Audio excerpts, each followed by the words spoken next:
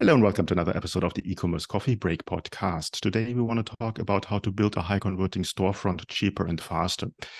Now, a lot of stores have grown organically over time and they're carrying a lot of ballast around. And there's a way to do this better and faster. With me on the show today, I have Ben Sharf. He's the co-founder and co-CEO of Platter.co, an e-commerce software company designed to help brands improve profitability in their Shopify stores.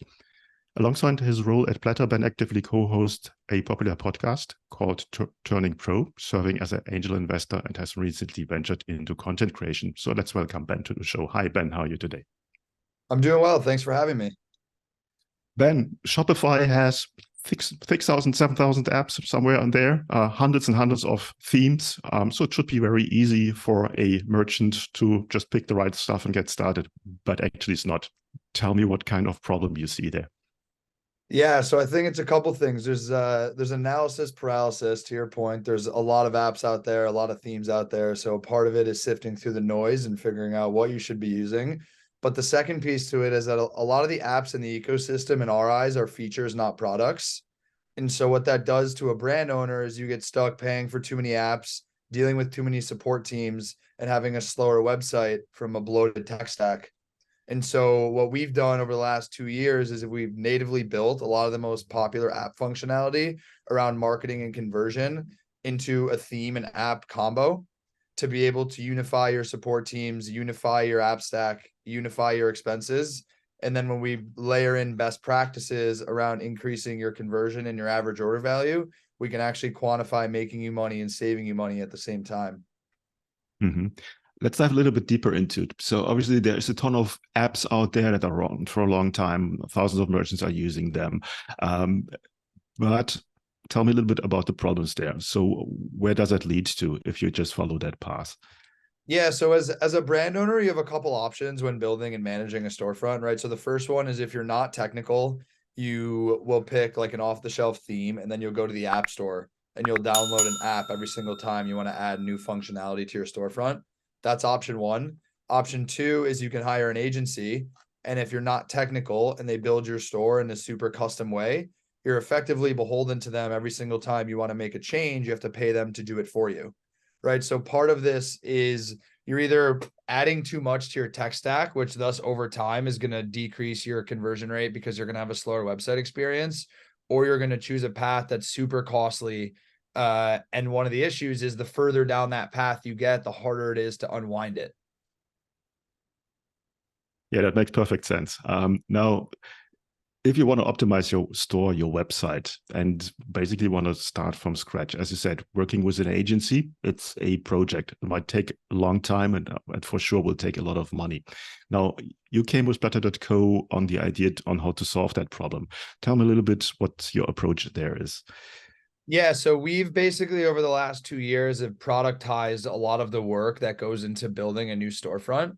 And so what we often see with brands who are building new stores, when you go to an agency or you go to a freelance developer, they start from scratch and they're building everything, on day one.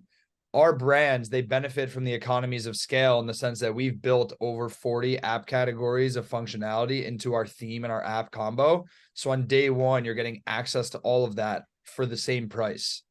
So basically the way that we think about it, and the reason that the name of the company is Platter, is we give you all this optionality in terms of what you can use, and you craft your own experience and you pick and choose what you want to use. And the other piece of that too is that we scale our involvement up and down depending on what the brand is looking for, right? So we have some brands who come to us who have technical experience in-house, who see the value in the operational efficiencies that you gain from using our platform. So we'll just give it to you and you can build on top of it. We have others where we'll actually build the entire store from you. And then we have a hybrid option with some brands where we'll help them implement the first version of the store. And then later on, they might come back to us for some ad hoc work that we'll quote on an hourly basis and implement if they want. But we don't offer like retainers like a traditional agency, because our whole belief is that we can build on top of our own infrastructure faster and cheaper than anyone else. So it just benefits the brand to utilize it. But just from a holistic perspective, the goal of our business, like if we're successful a couple of years from now, we've debunked this myth that you need to spend, 6 figures in 12 months building a storefront, right? So like as an anecdote for you, We had a brand that we just launched actually a few weeks ago. It was a celebrity-backed brand, and they'd come to us and said they had an agency that quoted them $100K to build a store, and it was going to take 12 months. We were able to do the entire store in under 60 days for less than $15,000. I mean, And that who was wants to one that was like more, I would say, more advanced. Like we have some brands, some stores that have been implemented for a lot less than that as well. Yeah, who wants to wait for 12 months for their new store? So that seems a bit not doable from my experience. By the time the store is done, the next wave of new technology is already relevant. And so the stores are irrelevant at that point. I 100% agree with you there. Now, from what you see, obviously you want to increase high conversion rates, you want to increase AOV, customer lifetime value, all of that. What are the most common apps out of the integrations that you already bring that a merchant needs to start with? Obviously, starting with all 40 of them might be a little bit difficult, so you do it stage or step by step. Which are the most important ones? Yeah, so I think the one caveat is it obviously depends on like what vertical you're in as a brand, like what is your average ticket size, because certain features and functionality work better depending on like what your average cart is. But if we're just speaking broadly, there's a couple things that we've noticed when we think about how to increase your AOV and conversion out of the gate. The first one is just like gamifying the experience for the customer across different parts of the store, right? So as an example, we have like a tiered bundle builder where it's like every time you add something to your cart and you hit like a new incentive threshold, it makes you want to continue to shop. Or adding like a gamified incentive bar in your cart where it's like, oh, if I just add one more item to my basket, I might get like a free gift. The second piece to it is the cart experience itself is very, very important. So that's both the cart drawer and the checkout experience. So we have a native cart drawer in our product, and it's a slide out cart drawer because our whole one of the biggest red flags when we talk to a brand is when they have a page load to get to their cart experience. Because the way that we think about conversion is every incremental page load will result in a decrease in conversion. And so we have a native cart drawer, and then within that we have upsells, we have gift with purchase, we have the incentive bar, as I mentioned. And then when you actually click checkout to go to the payment page, we have pre-purchase upsells as well. So there's a lot of different options for upsells. We also have a native shoppable video feature that can live on product pages where you can have testimonials, influencer reviews. We have a native mega menu that we really recommend to most brands because that really helps guide a consumer through the shopping experience. And as a brand, if you have strong creative or certain promotions that you want to push, you can use those assets as a means to guide your customer through the experience. I mean, I can keep going on and on, but like those are some of the high level ones that we look at. I would say like page speed is like the first thing we see. So number one, like if you're on a Shopify 1.0 theme, you got to move to a 2.0 theme as soon as you can, to be able to leverage like checkout extensibility to make sure that your store is just faster.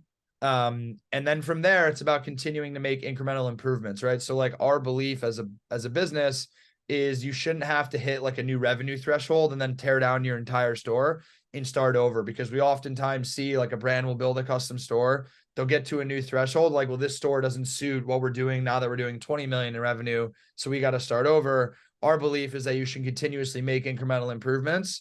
And so our goal as a business is like to meet you where you're going and always be that partner along that journey, because we have brands doing 100K in revenue and brands doing up to 70 million in revenue that are built on Platter. Mm-hmm. What I hear there is that you're coming from the view of conversion rate optimization. A lot of things that you just were talking about are very, very common to me. So that makes perfect sense.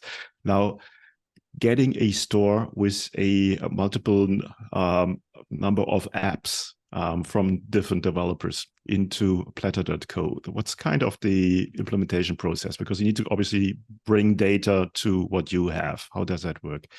Yeah, so if you're using our theme products, that's the thing we focused on the most, because oftentimes the first point of contention you'll get from talking to a brand is like there's really high switching costs. Like you're asking me to retheme my whole store. But that's the thing that we've perfected, where we can actually take your assets and your existing infrastructure and migrate that, in days or weeks instead of months. If you have certain apps that you use that aren't part of the Platter stack, So one note is like everything we have, we build in-house. Like we don't piecemeal together other apps in the App Store. It's all natively built. But again, I'd be naive to tell you that we're planning on doing everything that you can do on a store. So our theme has the ability to integrate with any other third-party app the way that any other theme does. And so, the way that we operate is like, we'll look at your app stack. We'll give you our recommendations around the changes we would make to your store from like a customer journey perspective to optimize for conversion and AOV. And then from that, we'll see, are there existing apps you're using where we have that functionality?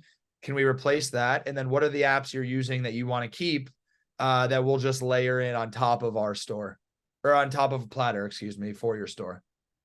Mm-hmm. Do you have some examples or case studies? You don't need to name the brands where you can talk about the KPIs. So basically, what kind of improvement did they see when they were switching to Platter? Yeah, so I'll give you one that I'm happy to disclose the brand because it's actually like on our website as a case study. But we worked with a supplements brand called Caged, and they were basically working on an outdated theme on a store that they've had for like 5 years. And they basically got to the point where they were ready to move to a new store. And so they were exploring different options. It was the same thing. They had an agency that told them it was going to take about 8 months and it was going to be a 6-figure build. And we were able to go from signature to live on their store in under 60 days. And they saw a 45% increase in conversion rate, which effectively took them from a 7-figure to an 8-figure brand.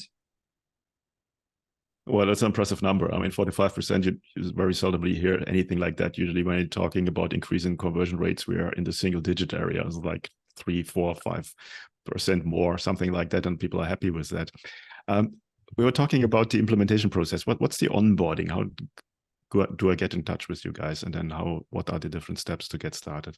Yeah. So in terms of getting in touch with us, you can go to platter.co and sign up there. We don't have a fully self-serve product today, so you'll always interface with someone on our team. I would say it's a little bit more of like a white glove approach in the current state.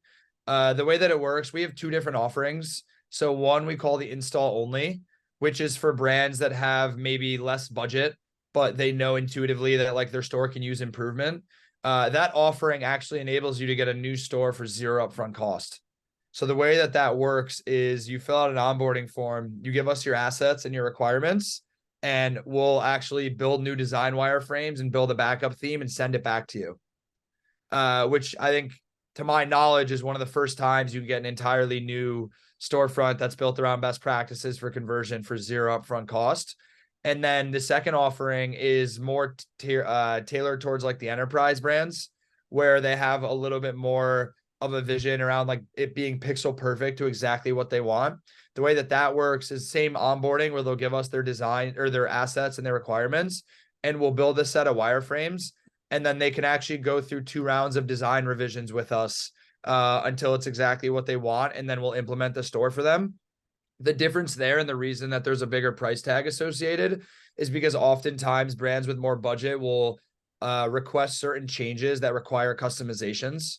So like the idea is that our product can get you a lot further out of the box than most theme app combos can. But with some of these larger bespoke brands, they'll still have customizations that we don't have built natively into our product. Not that that's a problem. It obviously has a higher dollar figure associated with it. But from the perspective of like efficiency, our most complicated brands, you're still looking at like less than 60 days to go live. Mm-hmm. No, that's speed of light. Is there any kind of homework the merchants have to do before they get started or get in contact with you? No, there's no homework they have to do. Typically, it's much better for us to talk to brands that are genuinely curious about ways that they can improve their storefront. We actually offer a free audit up front, where we'll break down your storefront for you and analyze each section. Like when we think about looking at an audit, we think of it through like a conversion funnel, right? So like you have the different steps of the funnel and different features and pages that are associated with each step. And so in this audit, what we'll do is we'll actually break down each step of your funnel and explain to you like where we would change things and why, and also the parts that you're doing great that we would keep the way they are. And you actually get that for free up front. So if you want to just go to the website and sign up and click get started, or request a free feature audit, you can get that. Okay, that's a great idea to do that. I mean, that makes it very easy, and to see what you get to a certain degree beforehand. Cool. Before we come to the end of the coffee break today, is there anything you want to share with our listeners that we haven't covered yet? No, I think the last thing I would say just to brand owners is like, you don't believe everything you hear. Like my advice is to make sure that you're getting multiple opinions about how to like manage storefronts. I think one of the things we realize is a lot of brand owners in the space, they kind of they listen to their friend who also has a brand because they didn't know any different. And it's really like the challenge for softwares like us is just getting our product out there and in front of you. Because when you have a disruptive product, it's just like getting the eyeballs, right? So like to be able to get a new storefront that's high converting, that has functionality across 40 categories for zero upfront cost is definitely something that hasn't been available to the market to date. So we're just like really excited to push this to the masses. Yeah, I can definitely see the advantages and benefits of Platter.co. Ben, where can people find out more about you guys and how can they get in touch with you?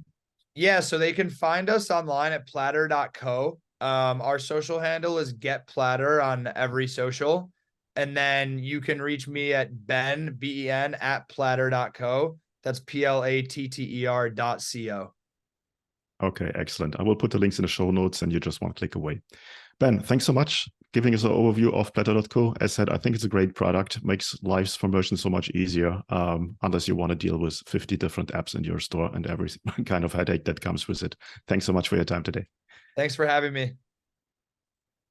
Hey, Klaus here. Thank you for tuning in to another episode. Before we wrap things up, I've got a couple of important points to share. Firstly, if you have enjoyed today's episode and want to support the show, here's a simple way to do it. Help me out with that algorithm magic by liking, commenting, and subscribing on your favorite podcast app. And if you're feeling extra generous, leaving a rating would be great. Your support helps me bringing more impactful guests on the show, and it makes it easier for others to discover the podcast. Secondly, I want to talk about to all your business owners out there. Here's a question. Are you tired of juggling everything in your business while struggling with your marketing tasks? Fed up with hit and miss experiences of hiring freelancers or agencies that don't quite get your vision? But perhaps you're not ready to commit to a full-time in-house marketer just yet. Well, I've got a solution for you. Introducing our fractional marketing team. My team and I provide top-notch experienced marketing professionals to become an extension of your business. Not only will they save you up to 50% on cost compared to traditional hires, but they also take care of all this time-consuming, repetitive and complex marketing tasks that have been holding you back. And this way, you can concentrate on what truly matters, the core of your business. To learn more about how we can help you to scale up your online sales with a fractional team member, head over to our website, smart-ecommerce-marketing.com, or reach out to me directly and I'll get you the details. You will find the links in the show notes. Thanks for being a part of our podcast community, and remember, your support means the world to me. Until next time, see you then.